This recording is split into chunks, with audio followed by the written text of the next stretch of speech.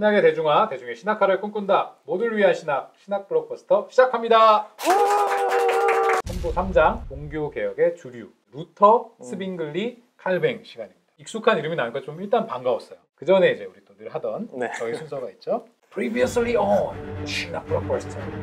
지난 시간에 우리는 종교개혁의 내용을 한번 종합적으로 살펴봤습니다. Reformation, 키워드만 나열해보면 성경 강조, the Bible, 하나씩 다 하겠다. 기대가 됩니다. 이신칭의, to 만인제사장, 10,000, sorry. 세례와 성만찬, 새로운 소명관, 이렇게 정리할 수 있겠네요. 이번 시간과 다음 시간을 위해서 우리가 책에서 종교개혁을 구분한 걸 한번 좀 살펴봤으면 좋겠어요. 첫 번째로 루터파가 있어요. 독일에서 루터와 그 추종자들이 일으켰던 개혁이죠. 두 번째는 개혁파가 있어요. 스위스를 중심으로 일어난 비루터파 개혁자들을 이야기하는데, 시작은 찌빙글리였고 다음 세대에서는 대표적으로 이제 칼뱅 여기 들어가게 되죠. 세 번째는 급진 종교개혁이 있어요. 제세례파로 대표되는 그룹이고요. 네 번째는 종교개혁에 대한 대응으로 일어난 가톨릭 종교개혁이 있었죠. 앞에 세 개를 프로테스탄트 종교개혁이라고 해요. 요 앞에 세 개. 마지막 네 번째 것만 가톨릭 진영에서 일어난 종교개혁인 거죠. 근데 이 프로테스탄트 개혁도 좀 더 구분해서 들어가 보면 앞에 두 개, 루터, 츠빙글리, 칼뱅이 이끈 종교개혁을 주류 종교개혁이라고 해요. 이 운동은 제가 지난번에 살짝 언급했는데 관후원적 개혁이라고도 하는데, 네네. 왜냐하면 이제 군주나 시의회 같은 정치 권력의 후원하에서 이루어진 개혁이었기 때문에 그렇게 부르죠. 이것과 대비되는 것이 제세례파의 개혁이었는데, 이들은 이제 관과의 관계를 일체 거부했어요. 그래서 급진 종교개혁이라고도 불리죠. 오늘은 1번, 2번, 그러니까 주류 종교개혁을 살펴보고요. 다음 시간에는 3, 4번을 살펴보면서 두 번에 걸쳐서 우리가 이제 개혁운동 전체를 좀 짚어가 보려고 합니다. 마르틴 루터입니다. 종교개혁의 시작이 이제 이 사람에게서 일어났던 거죠. 먼저 루터의 생애를 좀 간략하게 살펴보면 독일의 아이슬레벤에서 출생을 했어요. 1483년. 법률가가 되기 위해서 공부를 하다가 이제 방향을 틀어서 아우구스투스의 수도에 들어가서 수사가 된 거예요. 이 시절에 이분의 이제 신앙의 이슈는 뭐였냐면 이 깊은 죄의식의 문제와 이제 씨름하는 것이었어요. 이신칭의의 깨달음에 이른 시기가 언제였는지는 이제 의견이 분분한데, 어쨌든 이 수도사 시절에 이분이 이제 오랫동안 죄의식과 씨름했던 결과물이었던 거는 분명하죠. 루터는 비텐베르크 대학교의 교수가 되는데 1517년에 면제부 판매에 이제 반대하면서 이제 역사에 등장하게 되는 거죠. 이때 나온 게 그 유명한 95개조 반박문. 그렇죠. 이 1517년을 종교개혁의 시작으로 보죠. 이 면제부 판매의 내용을 살펴보면 루터는 먼저 이제 면제부 자체가 신학적 근거가 없다고 봐서 이제 반대를 했어요. 교황이 연옥에 있는 영혼을 뭐 천국으로 보낼 수 있거나 그런 것은 절대 아니다. 그런 권한이 없다. 이제 이렇게 봤던 거죠. 두 번째 측면으로는 약간 정치적인 것인데, 루터는 면제부 판매가 교황과 교회가 독일 민족을 이제 경제적으로 착취하는 일이라고 지적을 했어요. 이 부분이 독일 사람들한테 어떻게 들렸겠어요? 독일인들의 그 민족주의 정서를 자극하면서 이제 열띤 호응을 얻게 되는 거죠. 내용을 들여다보면 신학적인 성격도 있고 정치적인 성격도 있었어요. 이 두 가지가 적절하게 함께 잘 작용했던 것이 루터가 살아남고 개혁에도 성공할 수 있었던 이제 이유가 됐던 거죠. 루터는 이제 굉장히 저명했던 신학자, 가톨릭 신학자 요한 마이어 폰 에크라는 신학자와 면제부와 또 교황의 권위 이런 내용으로 논쟁을 하게 돼요. 그렇죠. 이걸 라이프치히 논쟁이라고 하죠. 이 논쟁의 결과로 루터는 유럽의 인문주의자들한테 지지를 크게 얻게 돼요. 재밌는 게, 사실 루터를 신학적으로 들여다보면 사실 인문주의자들에 비해서 훨씬 보수적인 사람이라고 해요. 근데 이제 막 루터가 교황을 막 비판을 하니까 그 비판의 내용들이 인문주의자들한테 루터가 우리랑 생각이 같구나, 우리 편이구나 이렇게 생각을 하게 만들었던 거예요. 이게 루터가 초반에 명성을 얻어가는 데 또 아주 큰 도움이 됐던 거죠. 근데 이 일시적인 우호 관계는 나중에 이제 루터가 인문주의의 대부 에라스무스와 이제 자유주의 논쟁을 하게 되면서 그 논쟁을 주고받고 나서 인문주의와의 이 우호적인 관계는 이제 끝나게 되는 거죠. 라이프치히 논쟁 이후에 이제 교황이 루터에게 그 입장을 철회하라는 교서를 보내게 돼요. 교서 이름이 주님이여 일어나소서. 엄숙하죠. 여기서 이제 교황이 루터를 뭐라고 불렀냐면 주님의 교회를 파괴하는 야생 멧돼지다, 이렇게. 루터는 어떻게 반응했냐면 교황의 교서와 막 가톨릭 서적들을 모아놓고 화형식을 했어요. 완전 파국이죠. 결국 루터는 이제 어떻게 됐겠어요? 교황에게 파문을 이제 당하게 되죠. 그리고 이제 보름스 의회로 출두하라고 명령을 받게 됐어요. 그 의회에 루터가 출두해서 입장을 철회하라는 요구를 받고 그걸 거부하면서 했던 말이 굉장히 유명해요. 자막으로 나올 겁니다.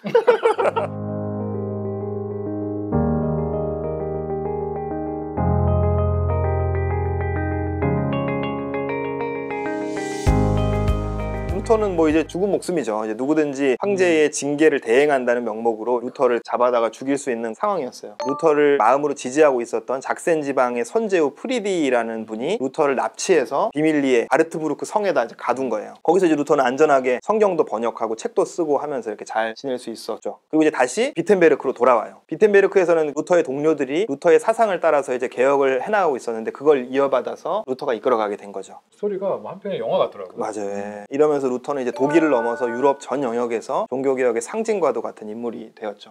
너무 멋진 모습만 많이 이야기했죠. 루터한테도 과오가 있었어요. 대표적인 게 농민전쟁 때 루터가 보인 태도였었어요. 1525년에 독일에서 대규모의 농민전쟁이 일어났는데 이 농민들이 종교개혁가들의 가르침이 자기를 지지하고 있다고 믿었었어요. 루터는 처음에는 농민들의 요구에 공감하고 지지했었다고 하는데 이제 농민들의 봉기를 보면서 이게 사회 질서를 무너뜨리는 위험한 일이라고 봤던 거예요. 그래서 이제 반대하는 글들을 몇 개 썼는데 그중에 특히 글 제목이 이래요. 강도요 살인자인 농민 집단에 반대하여. 기본적으로 좀 거치신 분인 것 같아요. 그래서 이제 영주들한테 무력 진압을 촉구했어요. 부수고 찌르고 내리치고 죽여라. 기도보다 피를 흘림으로 더 쉽게 천국에 갈 것이다.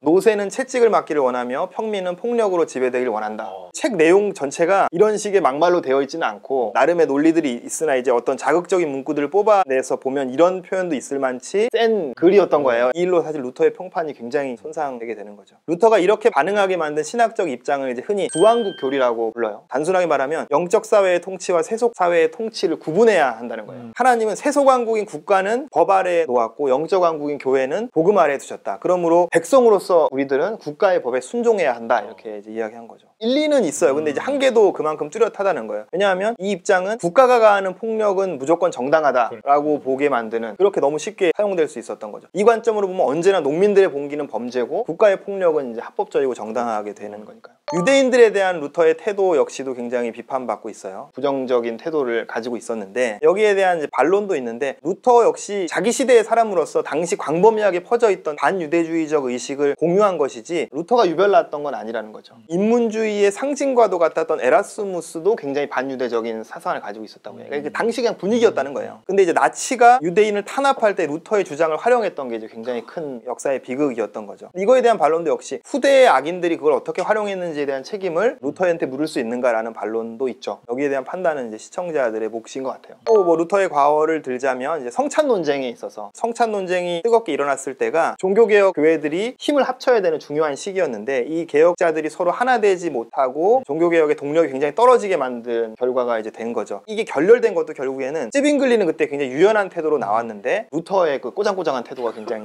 결렬의 큰 요인이었다고 하죠. 교황이 좀 어떻게 보면 제대로 된 평가를 한 건 아닌가. 야생 멧돼지 같아요. 네. 루터교 신자들이 보고 계실 수도 있는데 제가 그랬다고.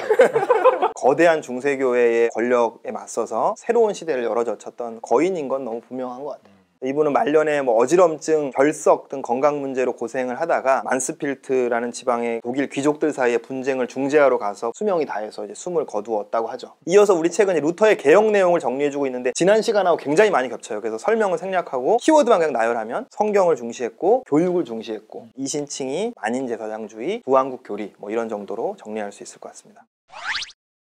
그 다음 살펴볼 개혁자는 찌빙글리인데요. 생애를 간략하게 살펴보면 스위스에서 태어났고요. 루터보다 딱 2달 후에 태어났다고 해요. 그러니까 완전 같은 시대 사람이에요. 빈 대학교, 바젤 대학교를 다니면서 이제 인문주의적 입장을 가지게 됐고, 이분도 에라스무스의 영향을 굉장히 많이 받았어요. 에라스무스가 번역한 그리스어 신학 성경과 초기 교부 저작들 연구하면서 개혁 사상을 이제 가지게 된 거죠. 독서가 이렇게 중요한 거예요. 이분 이제 취리에서 사제로 있어가면서 이제 개혁적인 메시지와 행동을 하기 시작했어요. 성인 숭배나 금식 같은 가톨릭 전통 대부분을 적극 반대하는 이제 센 설교를 했었고요. 당시 어떤 일이 있었냐면 이제 사순절에는 금식하던 관습이 있었는데 이 개혁 사상을 받아들인 사람들 일부가 사순절에 모여서 일부러 소세지를 먹었어요. 소시지 사건이라면서요? 네. 근데 이때 이제 찌빙글리가 이제 이들을 변호를 했었던 거죠. 찌빙글리가 이렇게 자꾸 무리를 일으키니까 이제 시의회는 가톨릭 성직자 몇 명하고 찌빙글리가 공개 토론하는 자리를 만들었어요. 토론 배틀에서 찌빙글리가 이제 상대편을 그냥 발라버린 거예요. 네. 거기에 설득되어서 취리 시의회가 찌빙글리의 개혁 프로그램을 이제 시의 공식 정책으로 삼기 시작한 거죠. 이때부터 찌빙글리가 취리에서 개혁운동의 지도자로 이제 활약을 하게 됩니다. 그렇게 개혁운동을 이끌어 가다가 1531년에 스위스 안에서 가톨릭 가톨릭 자치주와 프로테스탄트 자치주 사이에서 전쟁이 벌어졌는데 그 전쟁에 참전해서 이제 전사하게 되죠. 개혁의 내용을 살펴보면 루터의 영향을 받지 않은 독자적인 것이었다고 해요. 치빙글리는 사실 루터보다는 에라스무스 느낌이 좀 더 나는 이제 인문주의적인 개혁을 지향했다고 해요. 교육을 굉장히 중시했어요. 고전과 신약 성경에 근거해서 사람들을 교육하고 그걸 바탕으로 제도와 도덕을 이제 개혁하려고 했던 게 치빙글리의 방법이었어요. 흥미로운 점은 뭐냐면 루터와 치빙글리가 둘 다 성경을 굉장히 강조했는데 해석과 강조점이 굉장히 많이 달랐다는 거예요. 루터는 성경의 핵심을 뭐라고 하냐면 하나님의 은혜라고 봤어요. 치빙글리는 근데 성경 안에서 윤리를 아주 중요하게 봤어요. 치빙글리는 산상설교가 아주 중요하다고 봤어요. 루터는 뭐가 중요하다고 봤겠어요? 바울서신이 굉장히 중요하다고 봤어요. 치빙글리의 이런 관점은 나중에 치빙글리 운동에서 갈라져 나가는 제세례파들의 신학에도 이제 그대로 이어져 가죠. 치빙글리는 또 형상을 사용하는 걸 아주 철저하게 반대했어요. 근데 루터는 교육적 효과가 크다고 보고 기꺼이 허용하는 입장이었어요. 여기서 이제 우리가 지난 시간에도 얘기했던 개신교의 난제가 이제 발생하는 거죠. 개혁자들 사이에서도 해석이 다른데 어느 해석이 옳은가? 그걸 누가 정해줄 수 있는가? 치빙글리의 해결책은 뭐냐면 신앙 공동체가 투표로 정한다는 거였어요. 교리 하나하나에 대해서 투표를 하자는 뜻은 아니고 투표로 선출된 권력인 시의회가 결정한다는 거예요. 시의회는 7위의 그리스도인들이 선출한 적법한 대표기구이기 때문에 성경 해석 문제를 해결할 권리를 가진다. 그렇게 봤던 거죠. 이건 성경 해석의 권위가 교황이나 주교에게서 민중이 뽑은 대표자에게로 넘어갔다는 점에서 종교개혁의 정신, 신앙의 민주화를 보여주는 하나의 사례인 거죠. 근데 이게 교회가 아니라 시의회라는 점이 좀 굉장히 독특한 것 같아요. 치빙글리는 도시 전체를 성례 공동체로 봤어요. 그러니까 시의회가 중요한 역할을 해야 되는 거죠. 종교적으로 중립을 지켜야 하는 우리들의 시의회 같은 걸 생각하면 안 돼요. 시의회 전체가 종교개혁의 정신에 철저히 뿌리 내려서 시의회가 개혁의 주체가 되어 기독교 도시를 만드는 이런 방식의 개혁을 스위스식 종교개혁이라고 해요. 그것을 활짝 꽃피운 사람이 장칼뱅인 거죠. 마지막 개혁자는 장 칼뱅. 예. 지난번 책 복음주의 신학 논쟁에서 정말 여러 번 다뤘던 칼빈주의라고 하는 이 거대한 신학적 흐름을 만들어낸 창시자이기도 하죠. 제가 너무 존경해서 칼빈 클라인을 자주 입어요. 칼뱅의 생애를 한번 간략하게 정리해 봅시다. 칼뱅은 프랑스에서 태어났어요. 수재였고 청소년기에도 학문의 엘리트 코스를 이제 거쳐가면서 파리 대학에서 공부를 하게 되죠. 칼뱅의 생애 초기에 대한 기록은 아주 적어요. 칼뱅 스스로 살 자기의 삶에 대해서 얘기하는 걸 별로 좋아하지 않았고 칼뱅이 이제 자기가 우상화되는 거를 굉장히 경계해서 그런 이유로 칼뱅에 대한 기록이 굉장히 적기 때문에 언제부터 칼뱅이 개혁 사상을 가지게 된다 이런 걸 정확히 알기는 어려워요. 이때부터는 확실히 그랬다라고 확인할 수 있는 점이 1531년인데 이 당시 분위기를 보면 프로테스탄트는 굉장히 철저한 카톨릭 국가였거든요. 그래서 프로테스탄트들을 굉장히 탄압하고 있었어요. 파리 대학의 총장이었던 니콜라 코비라는 분이 이신칭이 교리를 지지하는 뉘앙스가 담긴 연설을 했어요. 그래서 막 발칵 뒤집힌 거예요. 여기에 칼뱅이 얼마나 연루되었는지 우리가 정확히 알 수 없는데 그냥 우리가 아는 건 뭐냐면 당시 칼뱅이 파리 대학에 있었고 코바하고 아주 가까운 사이였고 그 연설의 사본을 가지고 있었다. 그리고 사건이 터지자 파리에서 도망쳤다. 이 정도를 알 수 있어요. 여기서부터는 가설인 건데 이제 이런 정황을 합쳐볼 때 역사가들은 이 연설문을 아마 칼뱅이 썼을 것이다. 그 정도는 아니더라도 이 연설의 내용에 굉장히 많이 관여했다는 설이 유력해요. 칼뱅은 결국 프랑스에 있지 못하고 가톨릭 신앙의 수호자를 자처하는 프랑스 출신이었기 때문에 이때 이후로 칼뱅은 계속 평생을 이제 망명자의 삶을 살아야 했던 거죠. 칼뱅은 스위스 바젤에 정착을 하고요. 여기서 이제 기독교 강요 초판을 쓰게 됩니다. 이 책이 프로테스탄트 진영에서 엄청난 찬사와 호응을 받게 되면서 이제 칼뱅은 젊은 나이에 이제 완전 유명 인사가 돼 스타가 된 거죠. 다음 해에 칼뱅이 바젤로 돌아오는 길이었다고도 하고 아예 스트라스부르로 이주하러 가는 길이었다고도 하고 뭐 이건 견해가 많은데 이건 중요하잖아요. 어차피 못 갔으니까. 전쟁으로 길이 막혀서 이제 제네바로 우회해서 가다가 제네바에 잠깐 있게 돼요. 그때 제네바에서 개혁 운동을 하고 있던 기욤 파렐과 피에르 비레라는 사람이 개혁을 도와달라고 부탁을 한 거예요. 여기 남아서 도와달라. 근데 칼뱅은 이제 사실 학문 활동에 전념하고 싶어서 안 하고 싶었대요. 계속 거절을 하니까 기욤 파렐이 이제 이렇게 말했다고 해요. 만약 그대를 절실히 필요로 하는 이 위급한 상황을 외면하고 학문만을 위한 평온을 찾는다면 하나님께서 그대의 평화를 저주하시기를 원합니다. 이 당시 분들이 근데 거침이 없네요. 거기서 하나님의 부르심을 느꼈다고 칼뱅은 표현해요. 제네바에서 개혁을 시작하게 되고 1차 개혁은 반대 세력의 저항에 부딪혀서 추방을 당하게 돼요. 칼뱅은 이제 스트라스부르로 이제 가서 하고 싶었던 이제 학문 활동에 전념을 해서 뭐 기독교 강요를 개정 증보하는 일들을 하고 로마서 주석도 쓰고 이러면서 이제 지내다가 다시 이제 제네바에 돌아와달라는 요청을 받고 돌아가게 됩니다. 칼뱅이 이제 이전 실패에서 교훈을 많이 얻었겠죠. 그리고 몇 년 사이에 훨씬 성숙해져서 돌아가서 제네바의 개혁을 성공적으로 이끌게 되죠. 칼뱅도 역시 여러 가지 과오들이 있어요. 가장 유명하고 치명적인 거는 세르베투스라는 이단을 화형에 처했던 이제 사건이었어요. 세르베투스는 에스파냐의 의사이고 신학자인데 삼위일체를 반대하는 당시에 이제 유명한 이단이었어요. 제네바에 나타났다가 체포돼서 거기서 화형을 당하게 돼요. 좀 더 자세하게 들여다보면 결국 화형 결정은 시의회가 내렸고 칼뱅은 이제 화형이 아니라 아니라 좀 덜 잔인한 방식으로 처형되길 원했고 세르베투스가 마음을 돌이키길 원했다 뭐 이런 이야기들이 있어요. 근데 세르베투스의 유죄를 입증하는데 굉장히 주도적인 역할을 했던 건 너무 분명하죠. 아무리 이제 뭐 이단이라고 해도 가톨릭에게 박해받던 개혁운동의 리더가 다른 종교개혁자를 화형시키는 데 관여했다는 것은 이제 칼뱅에게 굉장히 크나큰 오점이 된 건 너무 분명하죠. 칼뱅은 이렇게 평생을 제네바의 개혁자로 살았고요. 이제 그 기간 내내 사실 시위와의 협력과 갈등의 긴장의 줄타기를 하면서 이제 보냈어요. 1564년에 병으로 사망을 하게 되죠. 칼뱅의 개혁에 대해서 좀 간략하게 살펴보면 칼뱅은 루터 찌빙글리보다 25년 정도 뒤에 태어났어요. 종교개혁자로서는 2세대라고 할 수 있죠. 맥그라스는 어떻게 얘기하냐면 독창적 사상가라기보다는 시스템을 만든 사람이다 이렇게 평가를 하더라고요. 1세대 개혁자들의 통찰을 잘 종합해서 체계적으로 정리한 게 칼뱅의 가장 큰 업적이라고 볼 수 있겠죠. 수많은 업적 중에서 우리 책이 두 가지를 제시하고 있는데 첫 번째는 프로테스탄트 교회관을 정립했다는 거예요. 가톨릭의 교회관은 아주 명료하고 명료한 만큼 또 강력해요. 베드로의 후계자인 교황으로부터 내려오는 이 하나의 교회만이 정통이라는 거예요. 그 교회 바깥에 있다면 너희들은 이단이다. 얼마나 명료해요. 여기에 대해서 개신교는 뭐라고 대답할 것인가. 가톨릭의 교회관에 대항해서 우리가 교회다라고 정당하게 주장할 수 있는 프로테스탄트의 교회관 정립이 이제 절실히 필요했던 거죠. 근데 칼뱅이 그것을 잘 제시해 줬다는 거예요. 칼뱅의 교회관을 한마디로 요약하면 바른 설교와 성례가 있는 곳이 교회다. 그 말의 의미는 뭐냐면 바른 설교와 성례가 있다면 교회가 반드시 사도들과의 어떤 역사적인 연속성이나 제도적인 연속성을 가져야만 하는 것은 아니라는 거죠. 우리가 중세교회 타락상에서 보듯이 제도적인 연속성이 있다고 해서 그게 신학적으로 옳다는 것을 보장해 주는 것도 아니라는 거죠. 이렇게 카톨릭에 맞선 개혁자들의 교회관을 제시한 게 굉장히 중요한 업적이라고 볼 수 있죠. 두 번째 업적은 첫 번째 업적을 포함하는 칼뱅의 최대 업적이라고 할 수 있는데 기독교 강요죠.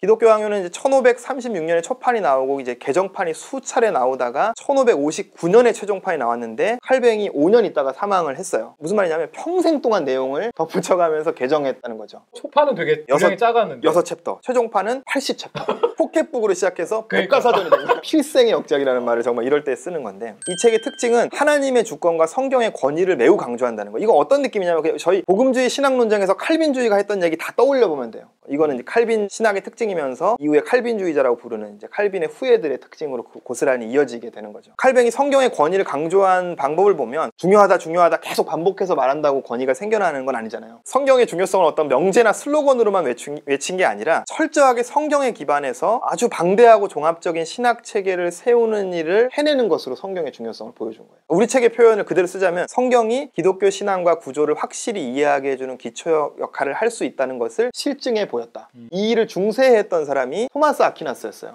토마스 아퀴나스에게 중요한 거는 성경과 전통이었던 거죠. 그걸 통해서 어떤 중세 신학을 집대성 해본 거잖아요. 스콜라 신학의 어떤 절정이 신학대전이었잖아요. 그렇죠. 신학대전이 중세 카톨릭 신학에서 했던 역할을 기독교 강요가 개신교 신학에서 한다고 보면 되는 거죠. 그 정도의 위상을 가진 책이죠.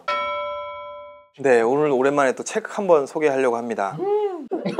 이 루터와 찌빙글리와 칼뱅을 맥그라스가 한 챕터에 다 때려넣는 무지막지한 구성을 해놔가지고 이 중요한 인물들을 너무 간단하게 정리할 수밖에 없었던 게 너무 많이 아쉬웠어요. 우리 방송이 못한 일을 대신 해드릴 책을 추천하려고 하는데 첫 번째는 스콧 핸드릭스가 쓴 루터 전기, 두 번째는 브루스 고든이 쓴 칼뱅 전기를 추천하고 싶어요. 둘 다 이제 IVP에서 나왔고요. 몇 년 전에 이제 종교개혁 500주년을 맞이해서 국내에 막 루터 칼뱅 책이 막 쏟아져 나왔거든요. 그 중에서 원탑이라고 할 만한 책입니다. 루터와 칼뱅의 전기를 쓰기에 적임자인 최고 전문가들이 쓴 최고의 루터 전기, 칼뱅 전기라고 사실 공히 인정받고 있는 책들이에요. 단점이라면 너무 두껍다는 거죠.